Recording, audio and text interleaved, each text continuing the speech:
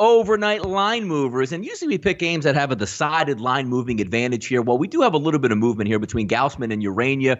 Taking a look at SBRodds.com now, sitting at around 159, 160, depending on where you're shopping at. The reason I brought this up, Teddy, because I also want to pick your brain on this as well. Urania is going to face the Braves for the first time since sitting Acuna last year in August. I actually watched the Braves telecast yesterday, the home broadcast, and in the 7th and 8th inning when they throw it back to the studio, both analysts were saying there's going to be fireworks tomorrow. You have to get payback. You have to throw on right at, Urania's ribs, and you have to make restitution, as we like to say. But interesting because we're gamblers, and if you're putting your money down on this game, before the game, they're probably going to warn both benches saying this is not going to get out of hand, and if somebody's going to throw at somebody, they're immediately ejected. So case in point today, if you're going to go in and bet on Gaussman, is it up to him to drill him if he gets up in the second inning or the third inning? Or do you drill the very first batter that you see to try to get some, payback in this? The game's 142, total of 8 in that range. But does this cloud your mind as a gambler today? Like, whoa, I'm just going to stay away from this one. Yeah. I mean, in a short word, I could only take Atlanta in today's game, and I don't want to lay this price with Atlanta because there's a decent chance that Gaussman's going to get tossed out of this game because he has to throw at somebody. He has to. That's the unwritten rules of baseball. When you read the quote from Brian Snitker, I think it was pretty talking about what happened last year. And again, what happened last year, Acuna had opened up each of the previous 3 games with a leadoff homer. And then the first pitch of the game, Urania just drilled him, 97.5-mile-an-hour fastball. And boom, there was, brawl and all of that. The quote from Urania, I missed my spot inside in the corner where I wanted to start with him. I tried to pitch inside and move him. It was a bad pitch. Snitker, I think it was pretty evident what I thought. That's a damn shame. Acuna's just playing the game. So one would think there will be some retribution here. Although the money for Atlanta could have everything to do with Josh Donaldson and nothing to do with this matchup.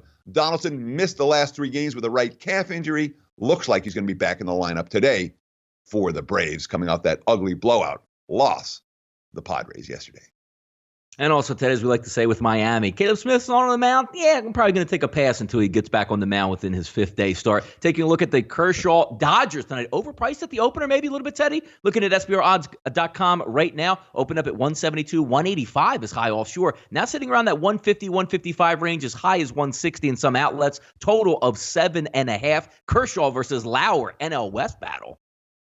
And the money pouring in against Kershaw, which is not something we see all the time. This, in my mind, is the 2 factors why the money's coming in. One, make no mistake about it. This is the biggest series in San Diego since, 2010. That's the last time they had a winning record. Padres only a game and a half out of first place. It's May. Stadium's sold out. It's a big deal in San Diego this weekend against LA.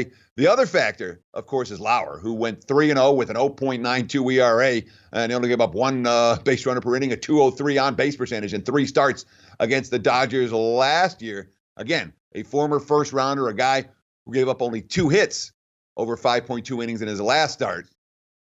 Markets are saying Lauer may be a bet-on guy today in a huge series for the Padres. That gamblers trying to turn the clocks back here on the Red Sox and Chris Sale because they're loading up on him again today. Offshore markets opened up at -60, -170, now sitting as high as 185 and 190 at some outlets today. It's going to be versus the Red Sox. If you saw last night, devastating loss once again for those Red Sox, losing in walk-off fashion to the White Sox in Chicago, total of 8.5. Sale versus Lopez. On paper, this is a mismatch, but can we get the old Chris Sale here, Teddy? I'm not what did we say yesterday? I ain't laying $2 for the Red Sox. Yep. I ain't laying $2 for the Red Sox today either. The Red Sox are 0-6 with Sale on the hill. He pitched better last time out, no question. Still gave up 4 runs, but he lasted 7 innings for the first time this season. Had 8 strikeouts. The walks were a problem. Here's the quote from Chris Sale. The markets like this quote. I'm sitting here like a broken record. What am I, 6 starts in? I've sucked every bit of every last one of them. I don't want to sit here and say the same things over and over, but hopefully sooner rather than later, that's for damn sure. Like I said, this is a result-oriented game. No one cares about the hard work. No one cares about the effort. We got to start winning games. That's $2 price tag. Markets like it. Red Sox aren't a $2 favorite on the road to anybody right now, in this bettor's opinion.